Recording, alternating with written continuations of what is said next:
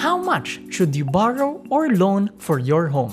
For some people, they'd say as much as the bank would approve. And here at Pinoy Money Academy, we strongly disagree. In this episode, we're gonna talk about how much you should borrow for your home, how long, and what other factors to consider. So, let's start with the first big idea.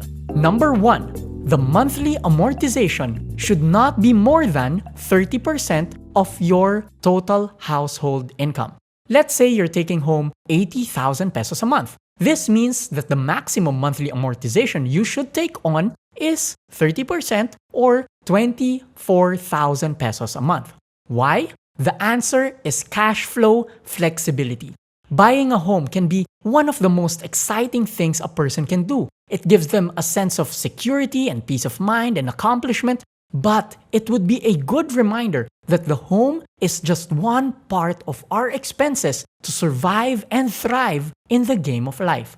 We have electricity bills, car payments, food, grocery, tuition, and that special type of food for your pet, not to mention emergencies like appliances breaking down or hospitalizations in the family, and all of these other expenses will just continue to rise because of inflation.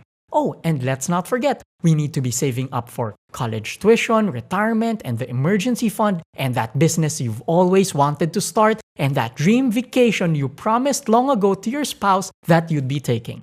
So, when we put the housing into perspective of the bigger thing called life, should this one thing really eat up nearly 30% of your total income?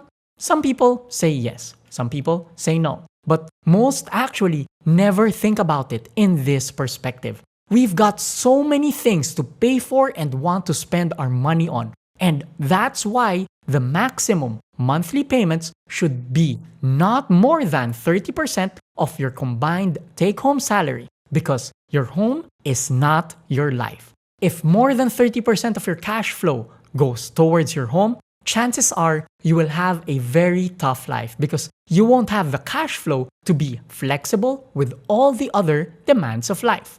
And with that, let's go to the next big idea. Number 2, the total payments to loans should not be more than 30% of your income. So how is this different from the first one? In the first one, we talked about your monthly amortizations for the housing loan. But in the bigger scheme of things, all loans you have, whether it's for your phone, car, washing machine, or that personal loan you had to take out because of an emergency in the family, all the payments for those, together with the housing loan, should not be more than 30% of your income. Why? Think about this. Loans will have to be paid no matter what. Loans don't care if you worked, if you were sick, if you were on vacation. The credit card companies just don't care. As long as the balance is due, you need to pay. Otherwise, you'll get penalties, you'll get interest. Debts are basically negative income. Now, imagine, say you work from Monday to Friday and your boss tells you, hey, you know what? I'll only pay you for your work from Monday to Wednesday. Thursday and Friday don't count. Would that piss you off? Definitely it should, right? But that's what's happening when your total loans are more than 40% of your income. You earn 100%, but 40% pangbayad agad ng utang. You're left with 60%. And that's basically getting paid 3 days out of 5 days of work. Ang saklap, di ba?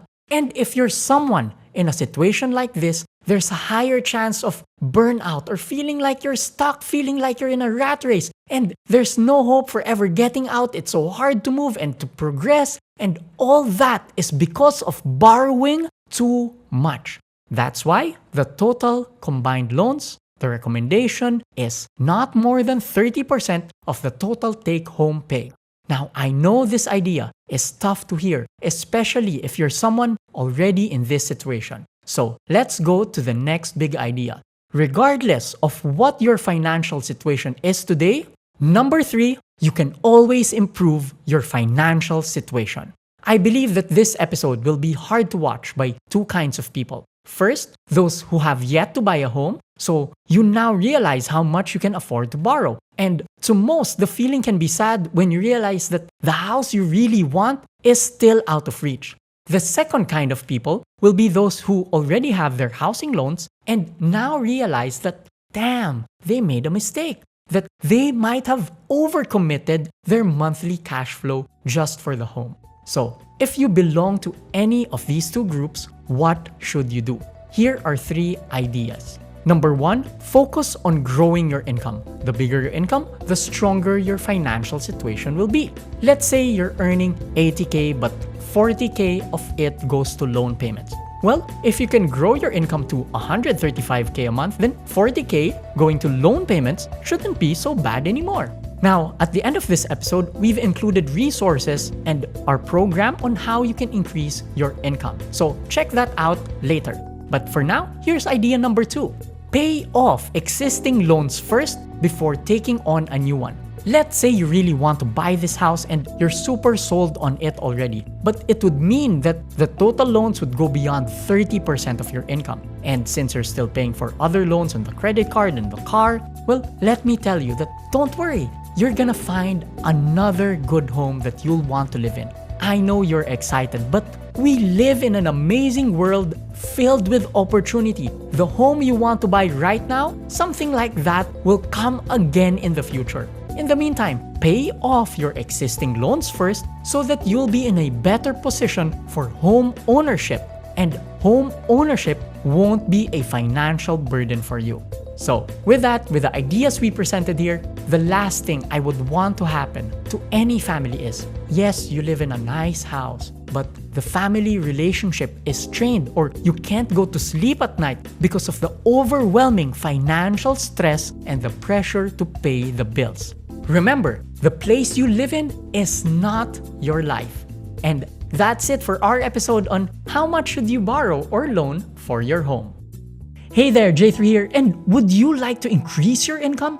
I have a program called the Boost Your Income Workshop. It's an online training where I teach you about the 5 proven ways on how you can increase your income in as little as 30 days. Best of all the models, the strategies, and the techniques that I'll teach you can be done even if you have a full-time job, even if you are working abroad, or even if you're getting deployed at sea or to remote places months at a time. All the details of this online workshop can be found at PinoyMoneyAcademy.com/BYI.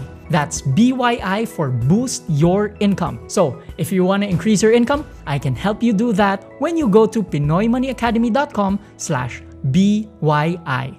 See you there!